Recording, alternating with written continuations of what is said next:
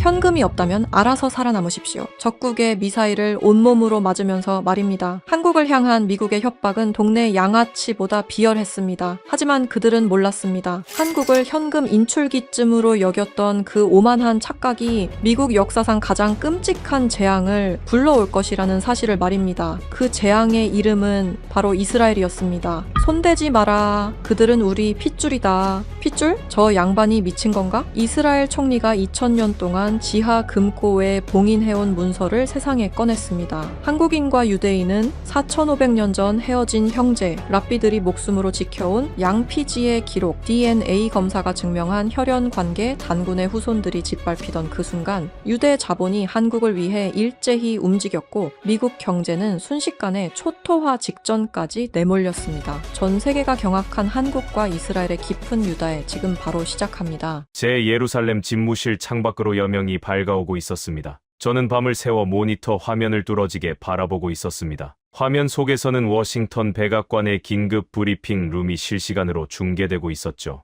브리핑 rum을 가득 메운 수백 명의 기자들은 이조차 내지 못할 만큼 무거운 침묵에 휩싸여 있었습니다. 단상 중앙에는 미국 대통령이 특유의 거만하고도 위협적인 표정으로 서 있었습니다. 그의 등 뒤로는 국무장관과 상무부 장관이 마치 점령군의 장수들처럼 꼿꼿하게 버티고 섰습니다. 오늘 위대한 미국은 더 이상 동맹이라는 이름 뒤에 숨어 우리의 국부를 갉아먹는 무임승차자들을 용납하지 않을 것임을 선언합니다. 미국 대통령의 입에서 튀어나온 첫 문장은 그야말로 섬뜩했습니다. 저는 이스라엘 국가안보보좌관으로서 30년 넘게 국제 정세의 최전선에서 온갖 권모술수와 전쟁을 지켜봐왔습니다. 하지만 동맹국을 향해 저토록 노골적이고 적대적인 언사를 내뱉는 국가 원수의 모습은 처음 보는 광경이었습니다. 대통령은 손에 든 서류를 흔들며 낭독을 이어갔습니다. 그 내용 하나하나는 대한민국이라는 국가의 숨통을 정확히 끊어놓기 위해 정교하게 설계된 독극물이나 다름없었습니다. 첫째, 한국은 미국의 안보 우산 아래서 경제적 번영을 누려왔습니다. 이제 그 정당한 대가를 치러야 합니다. 주한미군 방위비 분담금을 현재의 10배로 인상합니다. 둘째, 불공정한 무역으로 미국 노동자들의 피눈물을 뽑아간 한국산 수출품 전 품목에 즉각적으로 25%의 징벌적 상호 관세를 부과합니다. 저는 제 귀를 의심했습니다. 방위비 10배 인상만으로도 주권 국가에 대한 엄청난 모욕이자 협박이었습니다. 그런데 모든 수출품에 25%의 관세를 매기겠다는 것은 사실상 수출주도 국가인 한국의 경제 명주를 단숨에 끊어버리겠다는 사형 선고였습니다. 하지만 가장 끔찍하고 경악스러운 요구는 세 번째였습니다. 셋째, 한국은 미국의 첨단 기술 생태계를 무단으로 침해하고 막대한 이익을 독식해왔습니다. 이에 대한 징벌적 배상과 동맹 안보 기여금의 명목으로 3,500억 달러의 현금을 60일 이내에 미국 재무부 계좌로 선불 예치하십시오. 3,500억 달러. 우리 돈으로 환산하면 수백조 원에 달하는 천문학적인 금액이었습니다. 한 국가의 외환보유고를 바닥내고도 모자라 국가부도 사태를 초래할 수 있는 금액을 현금으로 당장 내놓으라는 것이었습니다. 저는 주먹을 꽉 쥐었습니다. 이것은 외교도 협상도 아니었습니다. 길거리의 강도들조차 이렇게 무식하게 주머니를 털지는 않습니다. 동맹이라는 가면을 쓴 제국주의의 폭력 그 자체였습니다. 대통령의 연설은 기어코 가장 치명적인 비수를 꽂으며 마무리되었습니다. 만약 한국 정부가 이 세 가지 정당한 요구를 거부하거나 지연시킬 경우 미국 영토 내에 등록된 한국 기업의 반도체와 배터리 핵심 기술, 특허에 대한 권한을 미 연방정부가 국가 안보를 이유로 강제 몰수하는 행정명령에 방금 서명했습니다. 미국 시장에서 돈을 벌고 싶다면 기술을 바치십시오. 그것이 새로운 미국의 규칙입니다.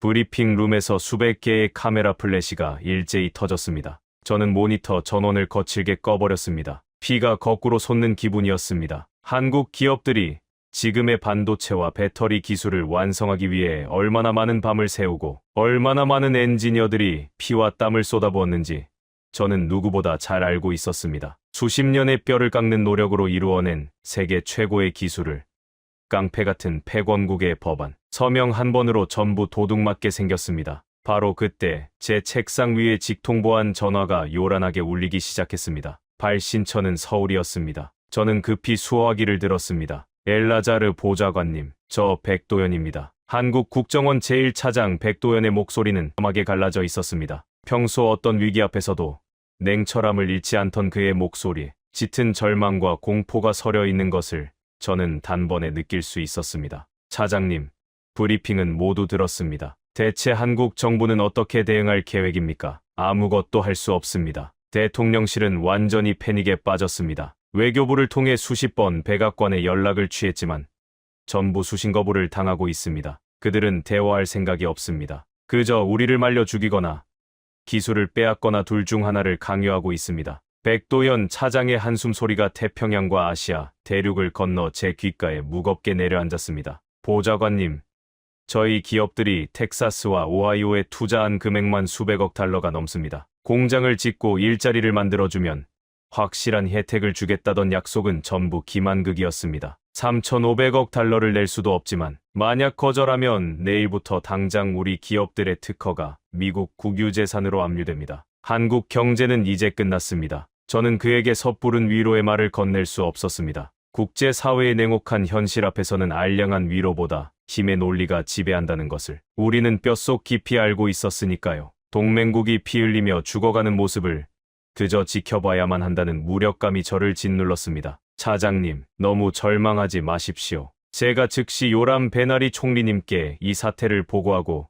이스라엘 차원에서 도울 수 있는 길을 찾겠습니다. 감사합니다만 늦었습니다. 엘라자르. 백도연 차장의 목소리가 갑자기 미세하게 떨리기 시작했습니다. 무언가 더 끔찍한 일이 벌어지고 있다는 불길한 예감이 제 등줄기를 타고 흘렀습니다. 차장님, 지금 무슨 말씀이십니까? 늦었다니요. 미국은 단순히 협박으로 끝낼 생각이 아닙니다. 방금 워싱턴 지부에서 긴급 암호 전문이 도착했습니다. 30분 전 미국 전역에 흩어져 있는 우리 한국 기업의 핵심 연구 시설과 공장을 향해 무장한 연방 요원들이 대규모로 출동했다는 첩보입니다. 저는 자리에서 벌떡 일어났습니다. 심장이 미친 듯이 뛰기 시작했습니다. 이것은 더 이상 경제 제재나 관세의 문제가 아니었습니다. 그들은 살아있는 사람을, 무고한 기술자들을 직접 사냥하려 하고 있었습니다. 폭풍우가 몰아치는 거대한 절망의 밤이 대한민국을 향해 무자비하게 덮쳐오고 있었습니다. 그리고 이 야만적인 폭력의 실체를 목격한 순간 우리 이스라엘은 더 이상 침묵할 수 없다는 것을 직감했습니다. 백도연 차장의 전화를 끊자마자 제 집무실 벽면에 걸려있던 대형 모니터 화면이 일제히 긴급 속보로 전환되었습니다. CNN 방송의 붉은색 자막이 화면 하단을 빠르게 스쳐 지나가고 있었습니다. 화면 속 장소는 눈 덮인 오하이오주의 외곽 지대였습니다. 그곳에는 축구장 수십 개 크기에 달하는 한국 기업의 최첨단 배터리 합작 공장이 자리 잡고 있었습니다. 미국의 경제를 살리고 일자리를 창출하겠다는 약속을 믿고 한국이 수백억 달러를 쏟아부어 지어 올린 땀의 결실이었습니다. 하지만 지금 그곳은 전쟁터를 방불케 했습니다. 칠흑 같은 어둠을 찢고 번쩍이는 붉고 푸른 경광등 불빛이 끝없이 이어졌습니다. 검은색 SUV 차량 수십 대가 공장 정문을 부수듯 밀고 들어갔고 방탄조끼와 자동소총으로 완전 무장한 연방수사국 요원들이 개미떼처럼 쏟아져 나왔습니다. 그들은 공장 내부로 진입해 문을 걷어차고 서류를 집어던지며 무언가를 맹렬히 찾고 있었습니다. 마치 극악무도한 테러리스트의 아지트를 소탕하는 듯한 과격한 진압이었습니다. 잠시 후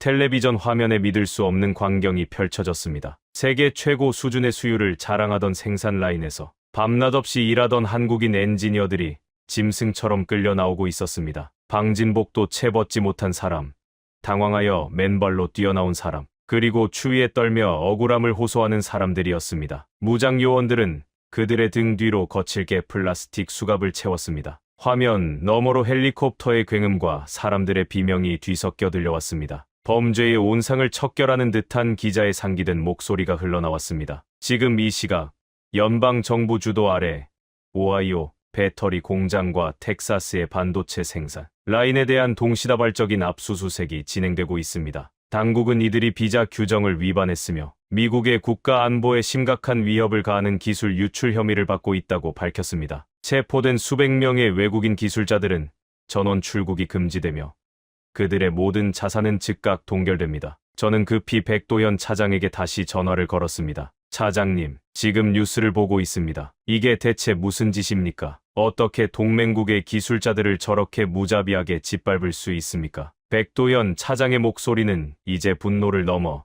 처절한 오열로 바뀌어 있었습니다. 저들은 사냥을 하고 있는 겁니다. 우리 기술자들의 피와 땀을 전부 강탈하기 위한 사냥입니다. 엘라자르 보좌관님, 방금 텍사스에서 설태환 박사마저 연행되었다는 보고가 들어왔습니다. 설태환 박사. 그 이름을 듣는 순간 제 심장이 철렁 내려앉았습니다. 그는 한국과 이스라엘이 극비리에 진행하던 차세대 전고체 배터리 프로젝트의 핵심 연구원이자 세계가 인정하는 최고의 천재 엔지니어였습니다. 물론 이 프로젝트의 존재 자체는 알고 있었지만 설 박사가 어떤 단계까지 성과를 이뤄냈는지는 총리 직속의 급비 사항이라 저조차 상세한 내용을 보고받지 못한 상태였습니다. 그가 미국의 임시 파견을 간 사이 이런 참사가 벌어진 것입니다. 백도현 차장이 참담한 심정으로 상황을 이어갔습니다. 새벽 3시였습니다. 무장 요원들이 설태환 박사의 임시 숙소 문을 부수고 들어갔다고 합니다. 자고 있던 어린 두 딸과 아내가 보는 앞에서 총구를 들이대고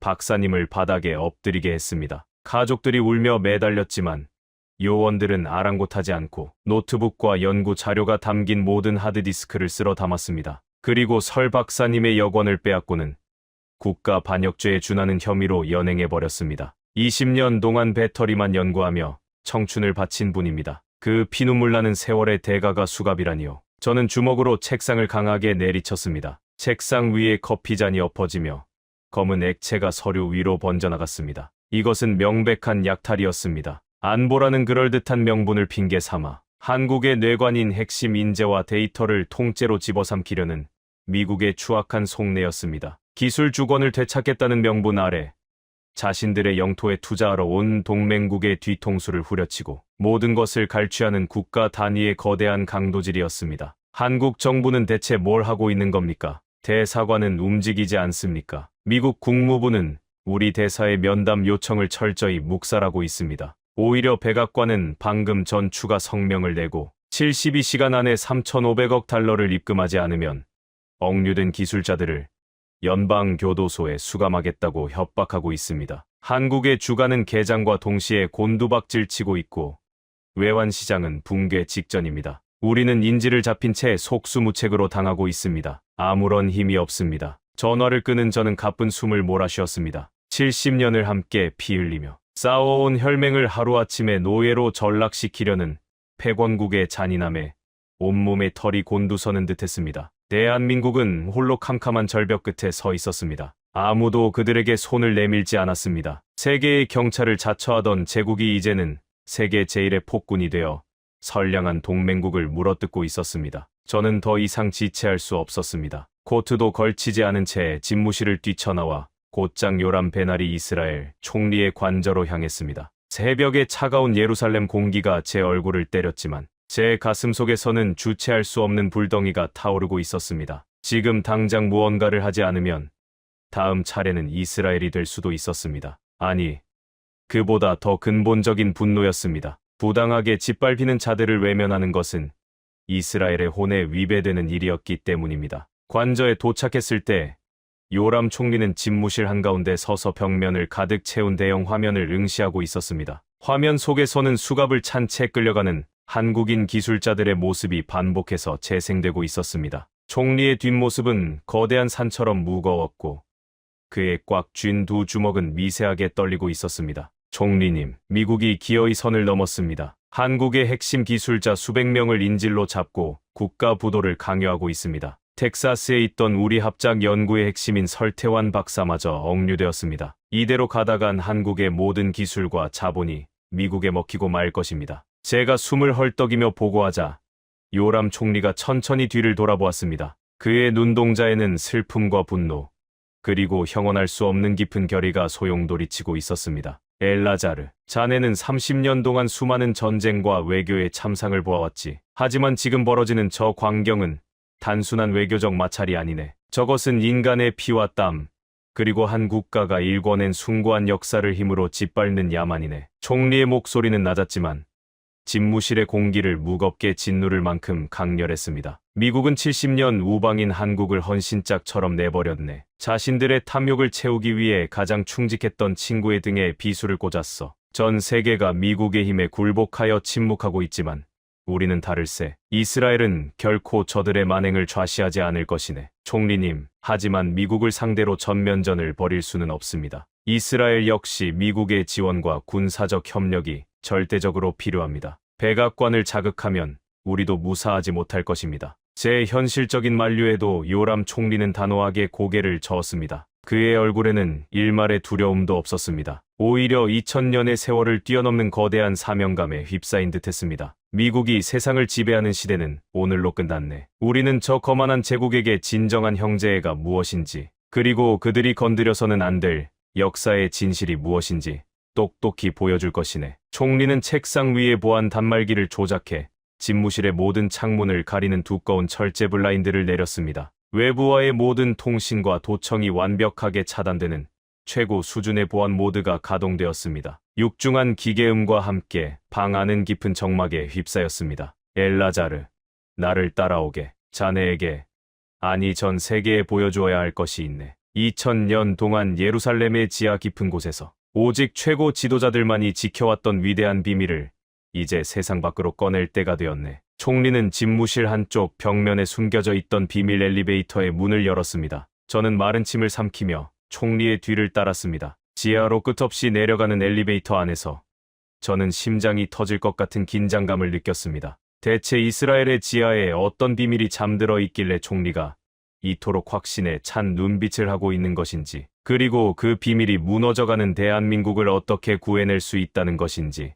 알 수 없었습니다. 엘리베이터 문이 열리고 짙은 양피지 냄새가 코를 찌르는 순간 저는 인류의 역사를 송두리째 뒤바꿀 충격적인 진실과 마주하게 되었습니다. 엘리베이터는 육중한 기계음을 내며 이스라엘 예루살렘의 지하 깊은 곳을 향해 끝없이 내려갔습니다. 층수를 알리는 숫자는 표시되지 않았습니다. 오직 이스라엘 최고 위층 소수만이 접근할 수 있는 성역 중의 성역이었습니다. 내려가는 내내 요람 총리는 단 한마디도 하지 않았습니다. 좁은 공간 안에는 팽팽하게 당겨진 활시위 같은 긴장감이 감돌았습니다. 마침내 덜컹거리는 진동과 함께 문이 열렸습니다. 서늘하고 건조한 공기가 제 뺨을 스쳤습니다. 그리고 수천 년의 세월이 응축된 듯한 짙고 낡은 양피지 냄새가 훅 밀려왔습니다. 제 눈앞에 펼쳐진 광경은 경이로움 그 자체였습니다. 미로처럼 얽힌 거대한 지하 공간 전체가 온도와 습도를 완벽하게 통제하는 첨단 유리 진열장들로 가득 차 있었습니다. 진열장 안에는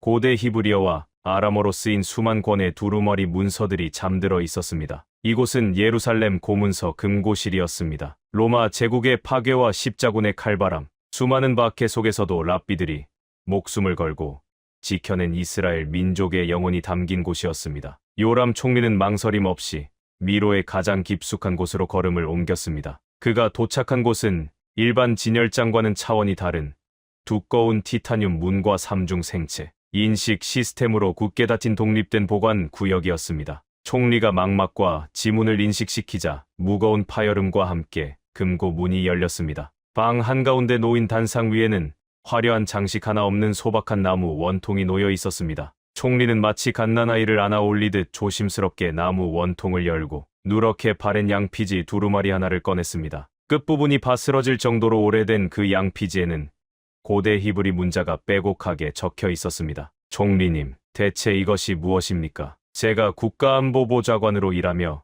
이스라엘의 모든 1급 기밀 문서를 열람했지만 이 문서의 존재는 단 한 번도 들어본 적이 없습니다. 제가 조심스럽게 묻자 요람 총리는 두루마리를 펼치며 묵직한 목소리로 대답했습니다. 이것은 단군 연대기라네. 단군 연대기. 그 낯선 발음에 저는 당혹감을 감출 수 없었습니다. 총리의 손가락이 양피지 위를 천천히 짚어 나갔습니다. 기원전 8세기 아시리아 제국의 무자비한 침공으로 북이스라엘 왕국이 멸망했을 때를 기억하는가? 그때 10개의 지파가 세계 각지로 뿔뿔이 흩어지며 역사 속으로 사라졌지. 우리는 그들을 잃어버린 10지파라고 부르네. 학자들은 그들이 서쪽이나 아프리카로 도망쳐 동화되었다고 믿고 있지. 하지만 이 문서는 전혀 다른 진실을 말해주고 있네. 총리의 눈동자가 어두운 조명 아래서 형형하게 빛났습니다. 모두가 서쪽으로 간 것은 아니었어. 단 지파와 아셀 지파를 주축으로 한 거대한 무리가 동쪽 끝, 해가 떠오르는 척박한 땅을 향해 목숨을 건 기나긴 엑소더스를 시작했지. 그들은 파미르 고원을 넘고 끝없는 대륙을 지나 마침내 아시아의 동쪽 끝자락 한반도라 불리는 땅에 도착했네. 저는 숨소리조차 낼 수 없었습니다. 총리가 번역해주는 히브리어 문장의 내용은 인류의 상식을 뒤엎는 것이었습니다. 그 낯선 땅에서 우리 조상들은 곰과 호랑이를 숭배하던 토착 세력, 바로 단군의 후예들과 마주쳤네. 놀라운 것은 두 민족이 서로를 배척하지 않았다는 것이지. 그들은 너무나도 닮아 있었네. 백이민족이라 불리며 흰옷을 숭상하는 전통, 제단에 피를 뿌려 하늘에 제사를 지내는 풍습, 심지어 나무로 만든 문설주에 피를 바르는 6월절의 전통마저 비슷했어. 무엇보다 세상을 치유하라는 우리의 티쿤 올람, 사상과 널리 인간을 이롭게 하라는 그들의 홍익인간, 철학은 본질적으로 완벽하게 하나였지. 총리는 양피지를 쓰다듬으며 말을 이었습니다. 그들은 서로 피를 나눴네. 단군의 핏줄과 이스라엘의 핏줄이 결합하여 새로운 민족을 잉태한 것이지. 엘라자르, 우리는 4500년 전 헤어졌던 핏줄이네. 한국인은 영적인 의미를 넘어 유전학적이고 역사적인 우리의 진짜 형제란 말일세. 저는 머릿속이 하얗게 흩어지는 것을 느꼈습니다. 총리님, 그것은 너무나 충격적입니다. 하지만 이것이 그저 랍비들이 남긴 신화나 은유적 표현일 수도 있지 않습니까? 어떻게 그 오랜 세월 전의 일이.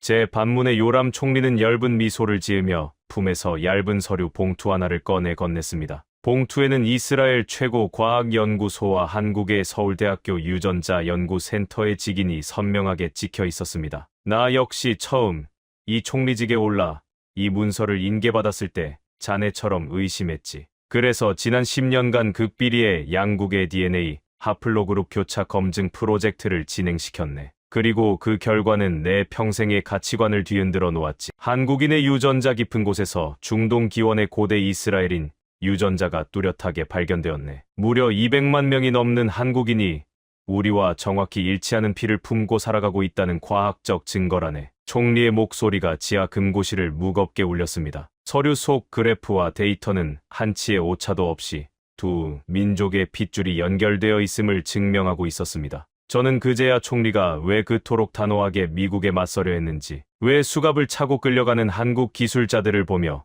그토록 분노했는지 깨달았습니다. 미국은 70년 전 지정학적 이익과 돈의 논리로 한국과 손을 잡았지. 이익이 사라지니 동맹의 등에 비수를 꽂고 저들의 피와 땀을 갈취하려 하고 있네. 하지만 우리는 달라. 4500년 전 피를 나눈 진짜 형제네. 피는 계약보다 진하고 역사는 달러보다 무거운 법이야. 총리는 양피지를 다시 조심스럽게 원통에 넣으며 저를 똑바로 바라보았습니다. 그의 눈동자에는 세계 최강대국 미국을 향한 선전포고의 불꽃이 타오르고 있었습니다. 미국은 지금 최악의 오판을 했네. 동쪽의 형제들이 가진 저력과 우리가 가진 지혜가 만나면 어떤 파괴력을 낳을지. 저 오만한 백악관은 상상조차 하지 못하고 있어. 그들이 빼앗으려는 기술은 형제들의 생명줄이네. 우리는 결코 그 생명줄이 끊어지도록 방관하지 않을 것이야. 총리가 자리에서 일어섰습니다. 엘라자르, 지금 즉시 모든 은밀한 외교 채널을 가동하게. 한국 국정원 제1차장 백도연을 텔아비브로 비밀리에 입국시켜야 하네. 단 한 명의 미국 정보원도 눈치채서는 안 돼. 이제 저 오만한 제국에게 피를 나눈 형제들이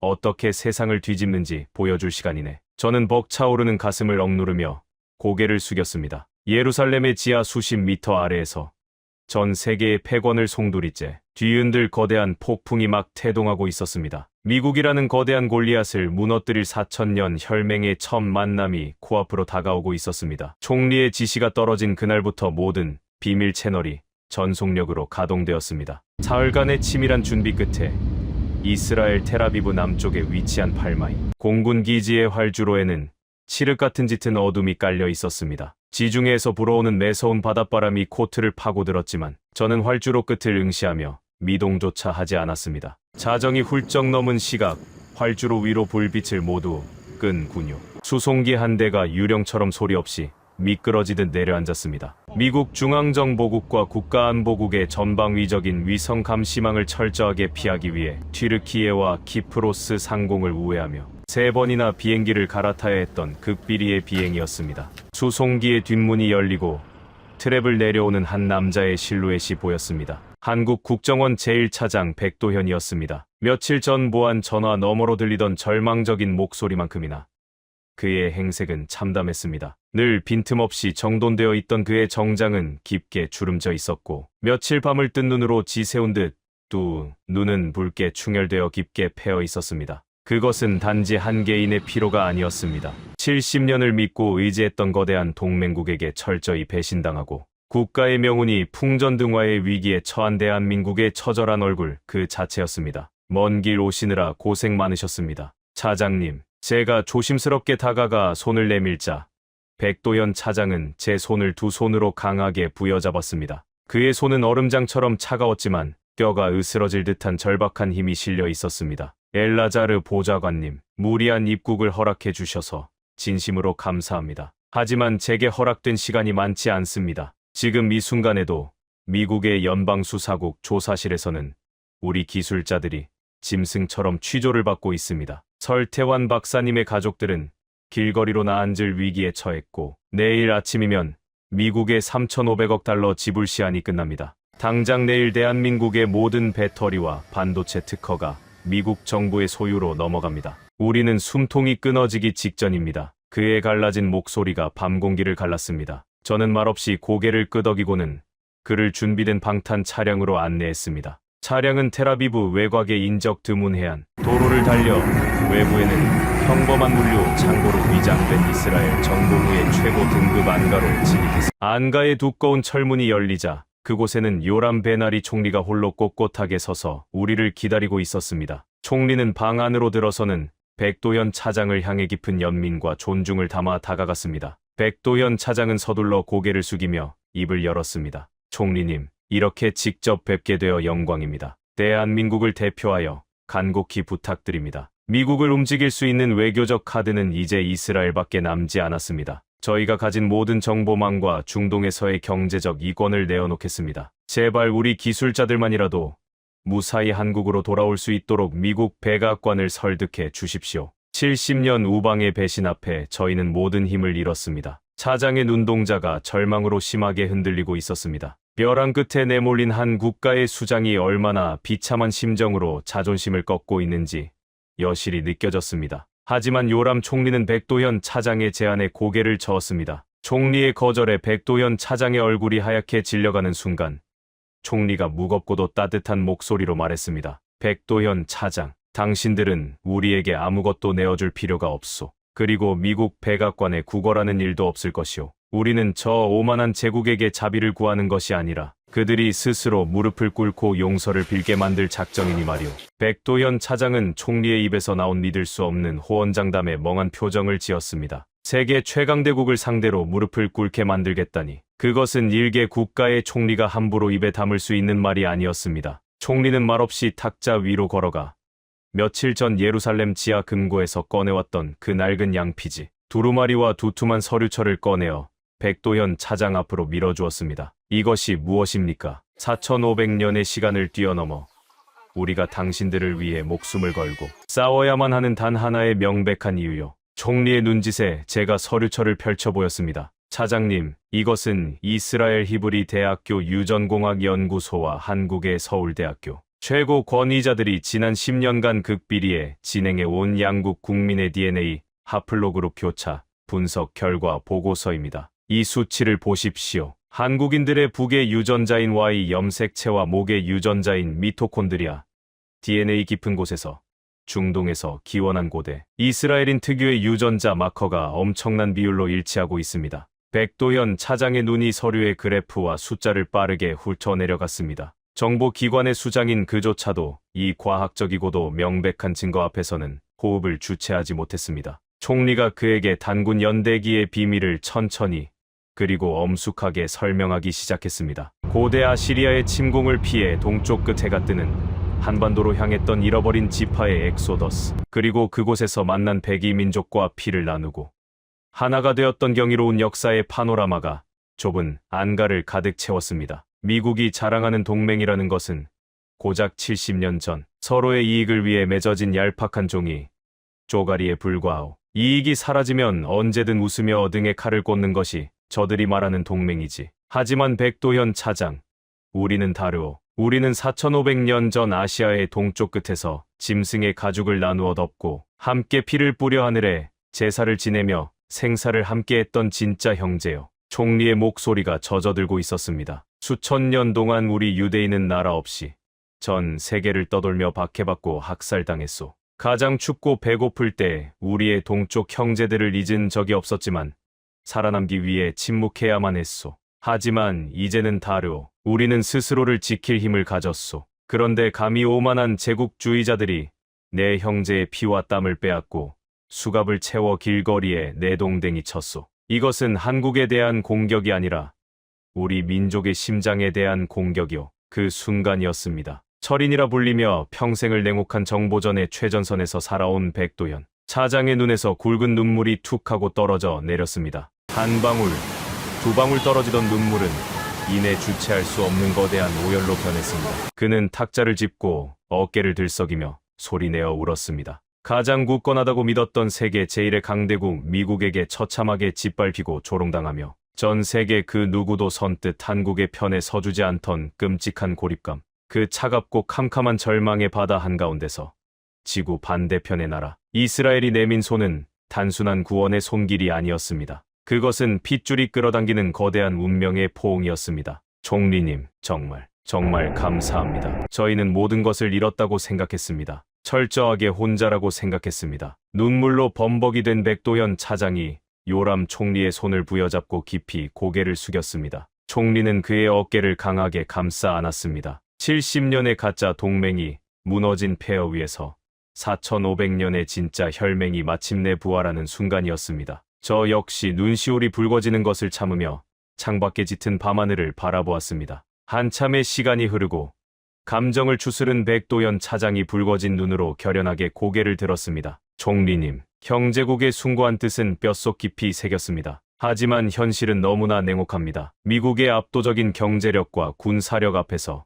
고대사의 진실이나 DNA 결과만으로는 백악관의 폭주를 막을 수 없습니다. 그들이 내일 당장 특허를 몰수하면 우리는 대응할 무기가 없습니다. 그의 절망적인 질문에 요람 총리는 미소를 지으며 백도현 차장의 어깨에서 손을 떼었습니다. 총리의 눈동자에는 전 세계를 향해 던질 가장 파괴적인 반격의 불꽃이 이글거리고 있었습니다. 눈물을 닦으십시오, 차장님. 전쟁은 지금부터입니다. 백악관의 심장을 단숨에 꿰뚫어버릴 절대적인 무기가 이미 우리의 손에 쥐어져 있습니다. 그리고 그 무기를 깨울 결정적인 열쇠가 방금 기적처럼 이곳 텔아비브에 도착했으니까요. 요람 총리의 확신에 찬 목소리가 텔아비브의 낡은 안가를 가득 채웠습니다. 절대적인 무기, 그리고 기적처럼 도착한 열쇠. 그 말이 무엇을 의미하는지 백도현 차장과 저는 아직 온전히 이해하지 못하고 있었습니다. 총리는 더 이상의 설명을 생략한 채 즉시 우리를 밖으로 이끌었습니다. 인적이 끊긴 텔아비브 외곽의 군사 비행장에는 레이더에 잡히지 않는 특수 스텔스 헬리콥터 한 대가 거친 프로펠러 소리를 내며 대기하고 있었습니다. 우리는 말없이 헬리콥터에 올랐습니다. 기체가 어두운 밤하늘로 솟구쳐 오르자 창밖으로는 수천 년의 역사를 품은 이스라엘의 대지가 까마득하게 멀어져 갔습니다. 우리의 목적지는 이스라엘 남부, 생명체라고는 찾아볼 수 없는 척박하고 끝없이 펼쳐진 네게브 사막이었습니다. 황량한 모래바람만이 휘몰아치는 사막의 한가운데 겉보기에는 버려진 군사 훈련장처럼 보이는 낡은 콘크리트 벙커 앞에 헬리콥터가 내려앉았습니다. 하지만 벙커 안으로 들어서자 상상을 초월하는 세계가 펼쳐졌습니다. 3중으로 된 티타늄 방폭문을 지나 지하로 수십 미터를 내려가자 축구장 3개를 합친 것보다 거대한 규모의 초현실적인 지하 비밀 연구소가 그 찬란하고 위압적인 위용을 드러냈습니다. 사막의 열기와는 정반대로 수백 대의 양자 컴퓨터가 뿜어내는 열기를 식히기 위한 서늘한 냉각 공기가 연구소 안을 가득 채우고 있었습니다. 하얀색 방진복을 입은 수백 명의 다국적 연구원들이 숨막히는 침묵 속에서 분주하게 움직이고 있었습니다. 그리고 그 거대한 연구소의 중심부, 가장 밝은 조명이 내리쬐는 통제실 한가운데에 한 남자가 뒷모습을 보이며 서 있었습니다. 수척해진 어깨, 헝클어진 머리카락. 하지만 그가 뿜어내는 지독한 집중력만큼은 주변의 공기마저 압도하고 있었습니다. 백도현 차장의 발걸음이 돌연 그 자리에 얼어붙었습니다. 그의 두 눈이 튀어나올 듯 커졌고 턱은 덜덜 떨리기 시작했습니다. 아니, 이게 어떻게... 설태환 박사님, 정말 설태환 박사님이십니까? 백도현 차장의 절규에 가까운 부름에 화면을 뚫어지게 바라보던 남자가 천천히 뒤를 돌아보았습니다. 피로에 지친 창백한 얼굴이었지만 그의 두 눈동자만큼은 사막의 맹수처럼 형형하게 빛나고 있었습니다. 분명 며칠 전 미국 연방수사국 요원들에게 수갑이 채워진 채 텍사스의 캄캄한 밤거리로 끌려갔던 한국 최고이자 세계 최고의 배터리 권위자 설태환 박사였습니다. 당장 연방교도소의 독방에 수감되어 있어야 할 그가 어떻게 지구 반대편 이스라엘의 지하 사막연구소에 서 있는지 도무지 믿을 수 없는 광경이었습니다. 차장님, 참으로 오랜만에 뵙습니다. 설태환 박사가 엷은 미소를 지으며 다가왔습니다. 백도현 차장은 짐승 같은 울음을 터뜨리며 그에게 달려가 와락 끌어안았습니다. 두 한국인의 뜨거운 눈물이 네게브 사막의 차가운 지하 연구소 바닥으로 뚝뚝 떨어져 내렸습니다. 70년 동맹의 무자비한 배신 속에서 모든 것을 잃었다고 생각했던 찰나, 가장 소중한 대한민국의 두뇌가 살아서 눈앞에 나타난 기적이었습니다. 저는 옆에 선 요람 총리를 경외의 눈빛으로 바라보았습니다. 총리가 낮고 묵직한 목소리로 입을 열었습니다. 미국 연방수사국 요원들이 설태환 박사를 연행해 가던 텍사스의 외곽 고속도로였습니다. 사실 미국의 움직임을 사전에 감지한 이스라엘 정보부 모사드의 최정예 요원들이 이미 현장에 매복하고 있었지. 요원들은 고속도로 일대의 전력망을 20분간 완벽하게 마비시키는 블랙아웃을 일으켰네. 칠흑 같은 어둠 속에서 전자교란 장치로 호송 차량의 시동을 끄고 연방수사국 요원들이 당황한 사이 연막탄을 터뜨려 단 3분 만에 박사를 구출했어. 그리고 박사와 체격이 비슷한 가짜 요원을 수갑을 채워 차량에 남겨두었지. 미국 정부가 가짜라는 것을 알아채기도 전에 박사님은 모사드의 비밀 전용기를 타고 대서양을 건너 이곳 텔아비브로 무사히 들어오셨네. 이것은 명백한 전쟁 행위나 다름없었습니다. 세계 최강대국 미국의 본토 한가운데서 연방수사국의 호송 차량을 털어 핵심 인지를 빼내오다니. 이스라엘이 한국을 위해, 아니 우리 4500년 형제를 위해 얼마나 엄청난 위험을 감수했는지 보여주는 소름 돋는 증거였습니다. 백도현 차장은 총리를 향해 허리가 땅에 닿을 듯 깊은 절을 올렸습니다. 감격적인 재회의 시간이 지나고 설태환 박사가 붉어진 눈시울을 닦아내며 연구실 중앙의 홀로그램 영사기 앞으로 우리를 안내했습니다. 그의 표정은 이제 핍박받던 기술자가 아니라 세상을 지배할 무기를 손에 쥔 사령관의 얼굴로 변해 있었습니다. 백 차장님, 엘라자르 보좌관님, 미국이 왜 그토록 무리수를 두며 저를, 그리고 우리 한국의 기술자들을 납치하려 했는지 아십니까? 방위비 10배 인상이나 3,500억 달러의 관세는 그저 거칠애일 뿐입니다. 그들의 진짜 목적은 단 하나, 바로 이곳 네게브 사막에서 우리 한국과 이스라엘이 지난 5년간 목숨을 걸고 비밀리에 공동 개발해온 이 궁극의 무기를 빼앗기 위함이었습니다. 설태환 박사가 통제판의 버튼을 누르자 홀로그램 영사기에서 푸른빛이 뿜어져 나오며 허공의 작은 마이크로 칩 하나가 입체로 떠올랐습니다. 어른의 새끼 손톱보다도 작은 검고 매끄러운 칩이었습니다. 이것이 바로 오만한 제국 미국의 정보통신 패권을 단숨에 붕괴시키고 새로운 세계 질서를 창조할 절대 무기, 그 이름하여 K-다위 칩입니다. K-다위 칩. 한국을 상징하는 영문자 K와 거인 골리앗을 쓰러뜨린 이스라엘의 소년, 영웅 다윗의 이름을 결합한 명칭이었습니다. 이름부터가 이미 다윗과 골리앗의 싸움, 즉 압도적인 무력의 미국을 상대로 기술적 승리를 거두겠다는 처절한 결의를 담고 있었습니다. 설 박사의 눈빛이 미친 듯이 타오르기 시작했습니다. 미국의 실리콘밸리가 수백조 원을 쏟아붓고도 영원히 도달하지 못할 신의 영역입니다. 이 칩은 한국의 압도적인 초소형 전고체 배터리 기술과 이스라엘 최고의 두뇌들이 완성한 양자 컴퓨팅 아키텍처가 원자 단위에서 융합된 인류 역사상 최초의 자가 발전형 인공지능 반도체입니다. 저와 백도현 차장은 숨소리조차 낼 수 없었습니다. 프로젝트의 존재 자체는 알았지만 이 정도로 완성 단계에 이르렀을 줄은 꿈에도 몰랐습니다. 박사의 설명은 우리의 상식을 아득히 뛰어넘고 있었습니다. 현재 미국이 자랑하는 세계 최고의 인공지능 칩과 비교해볼까요? 연산 속도는 무려 1000배가 빠릅니다.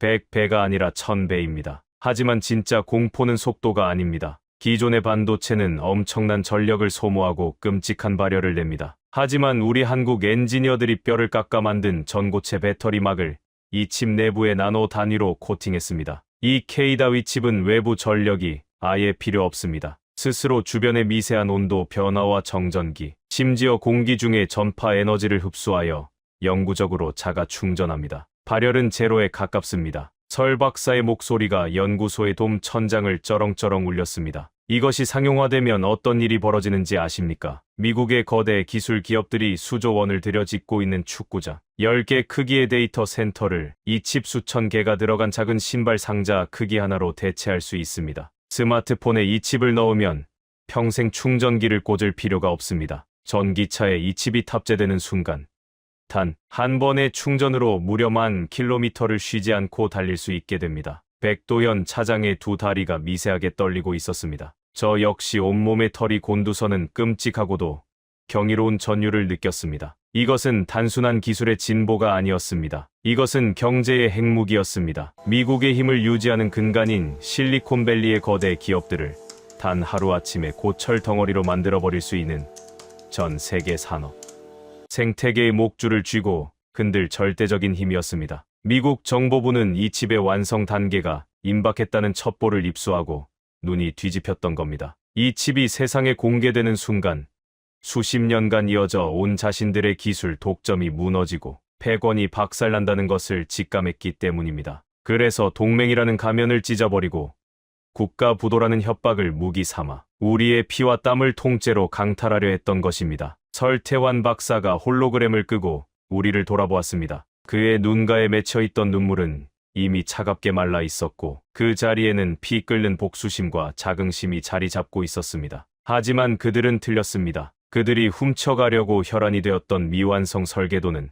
제가 이미 모조리 파기했습니다. 완벽한 K다위 칩의 설계도는 오직 제 머릿속과 이스라엘의 지하 벙커 슈퍼컴퓨터에만 존재합니다. 이곳에 도착한 직후부터 이스라엘의 최고 엔지니어들과 밤을 새우며 마침내 최종 양산형 프로토타입의 생산을 이곳 네게브 사막과 한국의 평택 비밀 공장에서 동시에 끝마쳤습니다. 설태환 박사가 손을 내밀자 조수 한 명이 묵직한 은빛 서류 가방을 들고 왔습니다. 가방이 열리자 그 안에는 촘촘히 배열된 검은색 K다위 칩들이 영롱한 빛을 내며 담겨 있었습니다. 거대한 제국 미국을 무릎 꿇릴 4,000년 형제들의 압도적인 반격의 무기가 세상에 그 찬란한 모습을 드러내는 순간이었습니다. 백도현 차장은 떨리는 손으로 그 작은 칩 하나를 집어들었습니다. 70년 동안 미국의 눈치를 보며 그들의 기술 패권 아래서 숨죽이고 굽신거려야만 했던 대한민국의 억울하고 서러운 역사가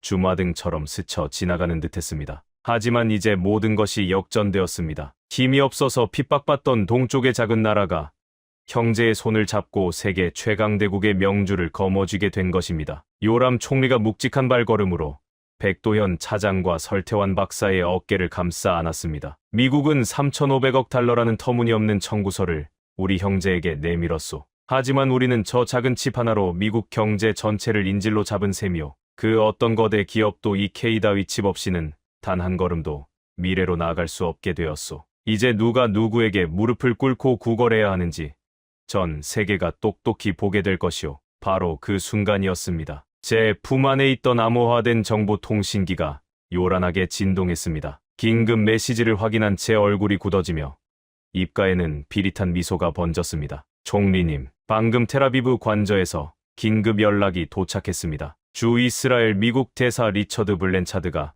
노발대발하며 총리님과의 독대를 요구하며 관저로 쳐들어왔다고 합니다. 백악관의 지시를 받고 우리를 향해 협박의 칼을 빼든 것이 분명합니다. 그 소식을 들은 요람 총리의 눈동자가 사냥감을 포착한 맹수처럼 서늘하게 빛났습니다. 아주 잘 되었군. 사신이 제 발로 무덤을 찾아왔으니 기꺼이 환영해 주어야지. 자, 엘라자르, 예루살렘으로 돌아가세. 오만한 제국의 대사에게 결코 거절할 수 없는 지옥의 청구서를 내밀 시간이 다가왔네. 네게브 사막의 비밀 연구소를 뒤로하고 예루살렘 총리 관저로 돌아온 것은 동이 트기 직전에 이른 새벽이었습니다. 관저 1층 접견실 앞에는 성조기 배지를 단 덩치 큰 경호원들이 위압적으로 서 있었습니다. 접견실 안에서 뿜어져 나오는 분노 섞인 고함 소리가 복도 전체를 쩌렁쩌렁 울리고 있었습니다. 주 이스라엘 미국 대사 리처드 블렌차드였습니다. 그는 워싱턴의 강경파 중에서도 가장 오만무례하기로 소문난 인물로 동맹국을 마치 미국의 속국 대하듯 취급하는 것으로 악명이 높았습니다. 요람 총리가 접견실 문을 열고 들어가자 소파에 거만하게 다리를 꼬고 앉아있던 블렌차드 대사가 용수철처럼 튕겨 일어났습니다. 그의 얼굴은 분노로 붉게 달아올라 있었습니다. 총리님, 이스라엘이 감히 우리 미국의 등에 칼을 꽂으려 하는 인사말조차 생략한 뻔뻔하고도 공격적인 첫마디였습니다. 총리는 표정 변화 없이 천천히 자신의 책상 뒤로 걸어가 의자에 앉았습니다. 저 역시 총리의 뒤에 서서 이 오만한 제국의 사신을 차갑게 노려보았습니다. 대사, 이스라엘은 누구의 등에도 칼을 꽂은 적이 없소. 오히려 우리의 가장 소중한 형제가 당신들의 폭거에 피를 흘리고 있기에 정의를 바로잡으려는 것뿐이오. 정의라고요. 총리님, 지금 당장 말장난을 집어치우십시오. 백악관은 모든 것을 알고 있습니다. 블렌차드 대사가 책상 위를 강하게 내리치며 소리쳤습니다. 한국의 배터리 수석 엔지니어 설태환, 텍사스에서 구금되어야 할 그 범죄자를 이스라엘 모사드가 빼돌렸다는 첩보를 입수했습니다. 당장 그 자를 우리 연방수사국에 넘기십시오. 그리고 한국과의 모든 기술 협력을 전면 중단하십시오. 이것은 백악관의 공식적인 명령입니다. 명령. 주권 국가의 수장에게 일개 대사가 입에 담을 수 없는 끔찍한 단어였습니다. 블렌차드의 눈빛에는 세계 최강대국이라는 절대적인 권력에 취한 자 특유의 오만함이 번뜩이고 있었습니다. 만약 우리의 명령을 거부하신다면 내일 아침부로 이스라엘에 대한 모든 군사 원조를 중단할 것입니다. 유엔 안보리에서 이스라엘을 방어하던 우리의 거부권 행사도 철회하겠습니다. 중동의 아랍 국가들 사이에서 고립되어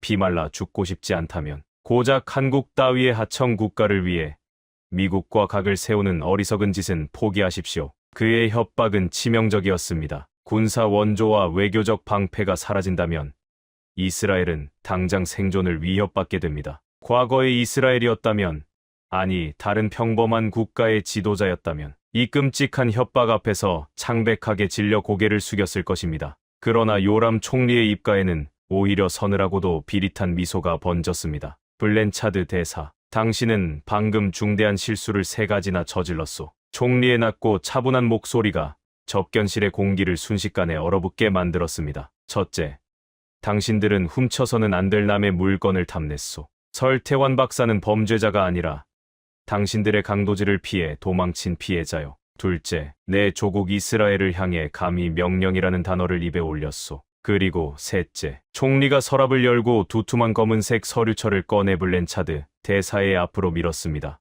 당신들은 우리가 4500년 동안 가슴에 품어온 진짜 형제를 건드렸소. 블렌차드 대사가 미간을 찌푸리며 서류철을 펼쳤습니다. 첫 장을 넘기던 그의 오만했던 얼굴이 순식간에 하얗게 질리기 시작했습니다. 그의 눈동자가 믿을 수 없다는 듯 심하게 흔들렸습니다. 이것은 이스라엘 정보부가 어떻게 이런 1급 기밀을, 그 서류는 미국이 중동 전역에서 벌였던 극비리의 불법 군사작전과 무기 밀매를 통한 정치 공작의 완벽한 증거들이었습니다. 시리아와 이란의 핵시설을 타격하기 위해 미국이 국제법을 유린하며 벌였던 비밀 작전의 자금 흐름, 그리고 동맹국을 기만하고 테러 단체와 내통했던 미 중앙정보국의 추악한 흑막이 고스란히 담겨 있었습니다. 지난 20년간 이스라엘이 묵인하고 덮어주었기에 미국이 도덕적인 세계의 경찰 행세를 할 수 있었던 그야말로 백악관을 붕괴시킬 수 있는 치명적인 핵폭탄이었습니다. 물론 이것은 사본에 불과했습니다. 원본과 디지털 기록은 이스라엘 정보부의 가장 깊은 금고에 철통같이 보관되어 있었습니다. 우리가 왜 당신들의 썩은 치부를 덮어주었는지 아시오? 동맹이라는 이름 하나 때문이었소. 하지만 당신들은 그 동맹이라는 단어를 한낱 휴지 조각처럼 찢어버렸지. 한국을 향해 내밀었던 그 폭력적인 청구서를 보며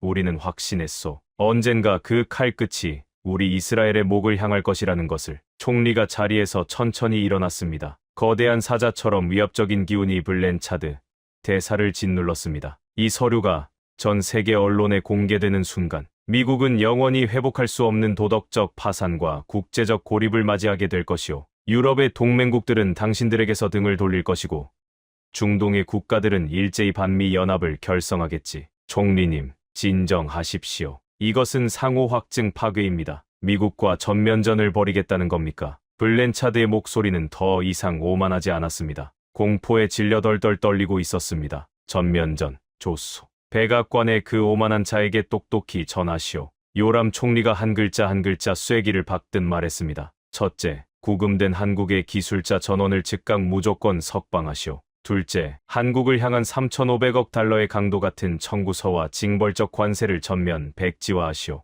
셋째, 한국의 핵심 기술을 몰수하겠다는 그 알량한 행정명령을 철회하고 공식적으로 사과하시오. 만약 이 요구를 단 하나라도 거부한다면 총리가 블렌차드의 멱살을 잡을 듯 가까이 다가갔습니다. 단군 연대기에 기록된 4,500년 형제의 피가 얼마나 무서운 분노를 일으키는지 확인하게 될 것이오. 이 서류는 시작에 불과하오. 당신들이 그토록 훔치고 싶어 했던 케이다의 칩은 이미 양산에 들어갔소. 미국의 실리콘밸리가 지배하던 시대는 오늘 밤으로 끝이오. 당장 돌아가서 당신의 대통령에게 전하시오. 24시간의 유예를 주겠다고. 블렌차드 대사는 입술을 부들부들 떨며 아무런 반박도 하지 못했습니다. 세계의 질서를 쥐고 흔들던 제국의 사신이 작은 중동 국가의 총리 앞에서 완벽하게 굴복하고 무너져 내리는 순간이었습니다. 그는 서류철을 탁자 위에 내려놓고 쫓기듯 접견실을 빠져나갔습니다. 그의 뒷모습은 권력을 잃은 짐승처럼 초라하고 비참했습니다. 접견실에 다시 무거운 침묵이 내려앉았습니다. 총리는 피곤한 듯 눈을 감았지만 그의 입가에는 승리의 미소가 맴돌고 있었습니다. 저는 온몸의 피가 뜨겁게 끓어오르는 것을 느꼈습니다. 단순한 외교적 승리가 아니었습니다. 압도적인 힘으로 세상을 억압하던 골리앗을 향해 다윗의 돌멩이가 정확히 미간을 향해 날아가 박힌 통쾌한 카운터 펀치였습니다. 엘라자르, 서둘러야 하네. 백악관은 결코 쉽게 항복하지 않을 것이야. 그들이 24시간 안에 더 미친 짓을 벌이기 전에 우리가 먼저 전 세계의 판을 뒤엎어야 하네. 모든 준비는 끝났습니다. 총리님, 서울과 예루살렘을 연결하는 전 세계 동시 생중계 브리핑 시스템이 완벽하게 가동 대기 중입니다. 이제 주사위는 던져졌습니다. 우리는 어두운 지하에서 벗어나 전 세계를 향해 거대한 진실과 압도적인 기술을 폭발시킬 준비를 마쳤습니다. 오만한 제국이 발밑에서부터 무너져 내리는 파멸의 전주곡이 예루살렘의 아침. 해와 함께 서서히 울려 퍼지기 시작했습니다. 새로운 세계 질서의 주인공이 등장할 무대에 막이 오르고 있었습니다. 오만한 제국의 대사가 쫓기듯 물러간 지 불과 몇 시간 후 전 세계의 이목은 대한민국 서울과 이스라엘 예루살렘으로 집중되었습니다. 인류 역사상 유례가 없는 양국 동시 생중계 브리핑이 예고되었기 때문입니다. 예루살렘의 대형 컨벤션 센터에는 CNN, BBC, 알자지라 등 수백 명의 외신 기자들이 발 디딜 틈 없이 모여들었습니다. 단상 뒤편으로 설치된 초대형 스크린은 정확히 반으로 나뉘어 왼쪽은 서울의 브리핑 룸을, 오른쪽은 제가 서 있는 예루살렘의 현장을 실시간으로 비추고 있었습니다. 마침내 무대 위로 이스라엘의 요람, 베나리 총리와 스크린 너머 서울의 대한민국 대통령이 동시에 모습을 드러냈습니다. 수천 개의 카메라 플래시가 눈이 멀 것 같이 터져 나왔습니다. 웅성거리던 장내는 두 정상의 비장한 표정 앞에서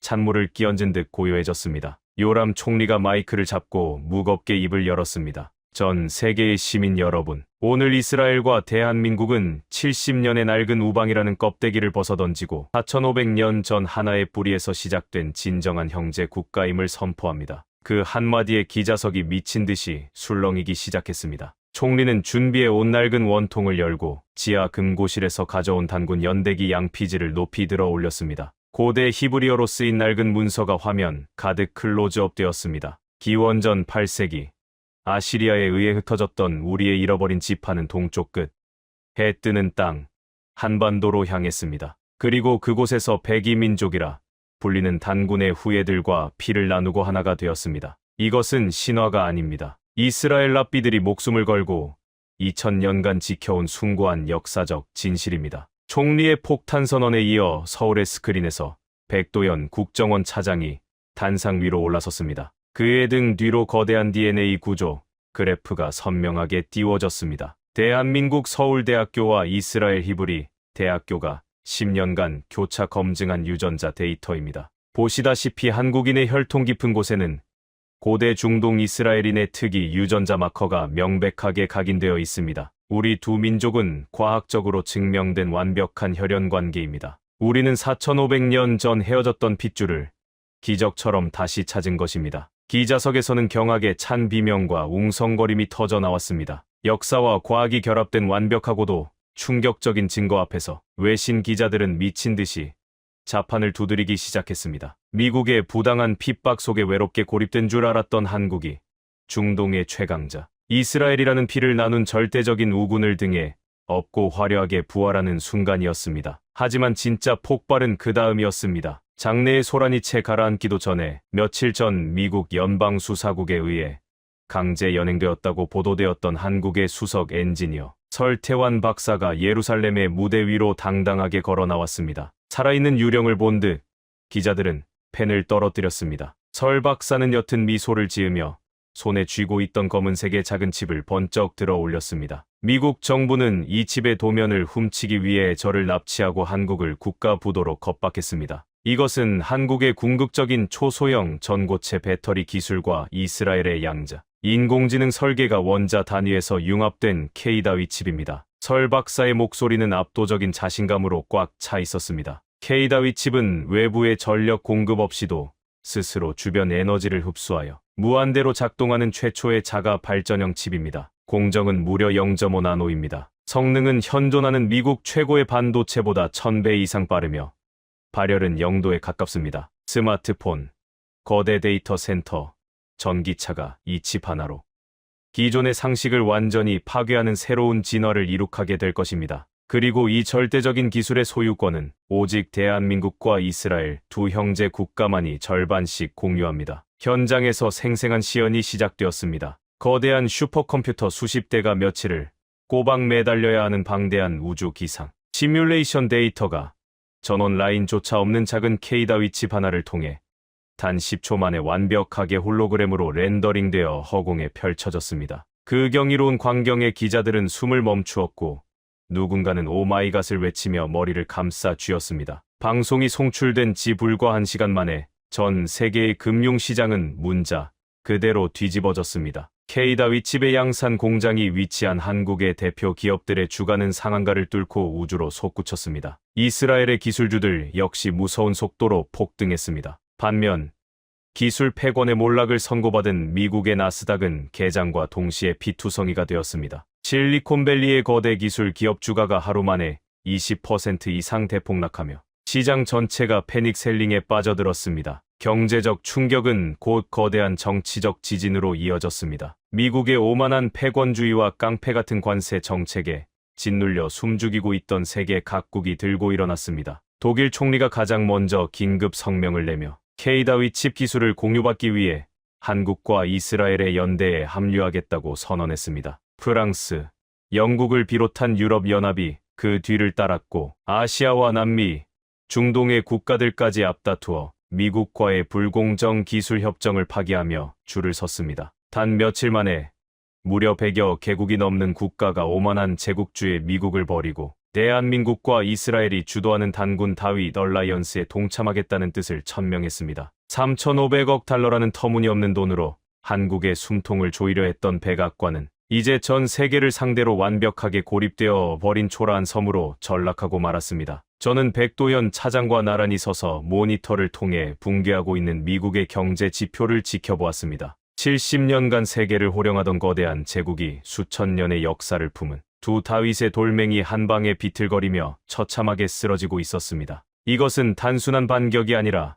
무자비하게 짓밟혔던 약자들의 짜릿하고도 완벽한 응징이었습니다. 모든 권력과 우방을 잃고 철저한 사면 초가에 빠진 워싱턴의 백악관은 과연 어떤 뼈아픈 선택을 하게 될까요? 전 세계의 조롱거리가 된 오만한 제국의 수장이 그 알량한 자존심을 꺾고 피를 나눈 형제 국가들의 발밑에 엎드리게 될 것인지. 우리의 벅찬 시선은 이제 바다 건너 백악관을 향하고 있었습니다. 전 세계 100여 개국의 지지 선언이 쏟아진 지 채 하루도 지나지 않아 오만한 제국, 미국의 심장부에서부터 거대한 균열이 시작되었습니다. 가장 먼저 백악관에 반기를 든 것은 미국의 경제를 지탱하는 실리콘밸리의 거대 기술 기업들이었습니다. 한 거대 기술 기업의 최고 경영자가 긴급 성명을 내고 K다위 칩 없이는 미국의 기술 산업은 석기 시대로 후퇴할 것이라며 정부의 폭력적인 외교 정책을 맹렬히 비난했습니다. 다른 거대 기업의 수장들 역시 줄지어 동참했습니다. 기술에는 국경이 없으며 동맹의 피와 땀을 강탈하려는 깡패 같은 행정명령에 기업들은 결코 동의할 수 없다는 폭탄 선언이었습니다. 월스트리트의 거물급 투자자들은 보유하고 있던 미국 국채를 미친 듯이 내다 팔며 한국과 이스라엘의 기업으로 자본을 대거 이동시켰습니다. 뉴욕의 심장부와 워싱턴의 거리에는 정부의 외교 참사를 규탄하는 수십만 명의 성난 시민들이 쏟아져 나왔습니다. 외부로는 전 세계의 완벽한 고립을, 내부로는 자국 최고의 기업들과 국민들의 맹렬한 반란을 마주하게 된 백악관은 그야말로 처참한 침몰의 위기에 직면했습니다. 무소불위의 권력을 휘두르며 동맹국을 짓밟으려 했던 오만한 골리앗이 제 발에 걸려 허우적거리는 비참한 꼴이었습니다. 그리고 운명의 날, 백악관 로즈가든에 전 세계의 카메라가 집중되었습니다. 단상에 오른 미국 대통령의 걸음걸이는 며칠 전 그토록 거만했던 모습은 온데간데 없이 천근만근 무거워 보였습니다. 수백 명의 기자들 앞에 선 그의 얼굴은 수치심과 패배감으로 흑빛이 되어 있었습니다. 마이크를 잡은 대통령의 입술이 미세하게 떨렸습니다. 오늘 미국 연방정부는 동맹국인 대한민국을 향해 발동했던 기술, 특허 강제 몰수 행정명령을 즉각적이고 전면적으로 철회합니다. 아울러 25%의 상호 관세와 3,500억 달러의 방위비, 선불 요구 역시 모두 백지화할 것을 선언합니다. 로즈가든에 모인 기자들 사이에서 거친 숨소리가 터져 나왔습니다. 한때 세계를 호령하던 제국이 꼬리를 내리는 역사적인 항복 선언이었습니다. 대통령은 마른 침을 삼키며 가장 굴욕적인 다음 문장을 힘겹게 이어갔습니다. 미국 정부는 텍사스와 오하이오에서 벌어진 한국인 기술자들의 대한 무리한 구금 사태에 대해 대한민국 정부와 기술자들에게 깊은 사과의 뜻을 표합니다. 우리는 적법한 절차를 어겼으며 이에 대한 징벌적 손해, 배상금으로 총 800억 달러를 대한민국에 지급하기로 합의했습니다. 800억 달러, 우리 돈으로 100조 원이 훌쩍 넘는 천문학적인 액수였습니다. 미국 역사상 타국에 지불하는 단일 배상금으로는 최대 규모였습니다. 대통령이 고개를 숙이는 그 순간, 텔아비브 안가에서 생중계로 이 장면을 지켜보던 우리 모두는 일제히 자리에서 박차고 일어나 뜨거운 함성을 내질렀습니다. 백도현 차장과 설태환 박사는 서로를 부둥켜 안고 아이처럼 오열했습니다. 요람 총리는 조용히 다가가 두 한국인의 등을 다독이며 승리의 기쁨을 나누었습니다. 4,500년 전 헤어졌던 형제들이 다시 만나 이루어낸 가장 통쾌하고 완벽한 승리였습니다. 하지만 이 위대한 서사는 단순한 승리와 배상금으로 끝나지 않았습니다. 며칠 뒤 서울과 예루살렘에서 다시 한번 양국의 공동 기자회견이 열렸습니다. 단상에 선 설태환 박사의 얼굴에는 더 이상 분노나 복수심이 없었습니다. 오직 세상을 이끌어갈 진정한 승리자의 숭고한 평온함만이 가득했습니다. 대한민국과 이스라엘은 미국으로부터 받을 800억 달러의 배상금을 단 한 푼도 국고에 환수하거나 개인의 이익을 위해 쓰지 않기로 결정했습니다. 우리는 이 피 묻은 돈으로 복수의 칼을 가는 대신 인류의 더 나은 내일을 위한 씨앗을 심으려 합니다. 장내가 쥐죽은 듯 고요해졌습니다. 설 박사는 단호하고도 따뜻한 목소리로 전 세계를 향해 선언했습니다. 오늘 우리 두 형제 국가는 이 배상금 전액을 출자하여 단군 다윗 글로벌 청년 혁신 재단을 설립합니다. 국적과 인종을 불문하고 세상을 바꿀 혁신적인 아이디어를 가진 전 세계의 가난한 청년, 과학자들을 이 재단이 전폭적으로 지원할 것입니다. 기술은 패권국의 무기가 아니라 병든 세상을 치유하고 널리 인간을 이롭게 하는 평화의 도구가 되어야 합니다. 그것이 우리 형제들이 목숨을 걸고 지켜낸 진정한 가치입니다. 그 순간 국적을 불문하고 현장에 모인 수백 명의 외신 기자들이 약속이라도 한 듯 일제히 자리에서 일어나 기립박수를 쏟아냈습니다. 누군가는 감격에 겨워 눈물을 훔쳤고 누군가는 경외감에 찬 시선으로 단상의 두 국가 대표들을 바라보았습니다. 압도적인 무력에 굴복하지 않고 끝내 기술로 승리한 두 다윗은 패자의 살을 도려내는 대신 그 돈으로 세상을 품어 안는 압도적인 도덕적 우위를 보여주었습니다. 이것이야말로 짐승의 폭력을 지혜와 용서로 덮어버린 인류 역사상 가장 위대한 복수였습니다. 저는 멀리 서울을 향해 서 있는 백도현 차장의 듬직한 뒷모습을 바라보며 남몰래 뜨거운 눈물을 흘렸습니다. 70년의 이기적인 가짜 동맹은 힘없이 무너졌지만 시련의 잿더미 속에서 벼려진 4,500년의 진짜 혈맹은 세상 그 어떤 무기로도 깰 수 없는 단단한 다이아몬드가 되어 빛나고 있었습니다. 오만한 제국주의의 시대가 저물고 정의와 상생을 가슴에 품은 동방의 작은 거인 대한민국이 이스라엘이라는 든든한 형제와 함께 새로운 세계 질서의 가장 빛나는 중심에 우뚝 서는 순간이었습니다. 여러분, 지금까지 이스라엘 국가안보보좌관 엘라자르가 목격한 숨 가쁜 여정을 함께 하셨습니다. 어떠셨나요? 가슴 한구석이 뜨거워지는 것을 느끼셨습니까? 800억 달러의 배상금, 100여 개국의 지지, 4,500년의 비밀. 아무도 믿어주지 않던 캄캄한 밤, 빼앗긴 기술을 되찾기 위해 묵묵히 밤을 지새운 우리 기술자들의 피땀이 마침내 기적을 이뤄냈습니다. 대한민국의 기술 앞에서 우리의 시대는 끝났다. 오만한 제국은 조용히 고개를 숙였습니다. 이 위대한 역전에 가슴이 뜨거워지셨다면 지금 바로 댓글창을 열고 혈맹 두 글자만 남겨주세요. 잃어버린 우리 민족의 자부심을 되찾고 강대국에 맞서는 힘을 보여주기 위해 지금 이 영상을 널리 공유해 주십시오. 여러분의 작은 공유 한 번이 역사를 지키는 거대한 방패가 됩니다. 구독과 좋아요는 진실을 밝히는 힘이 됩니다. 저는 다음 시간에 더 묵직한 우리 민족의 이야기로 찾아오겠습니다. 감사합니다.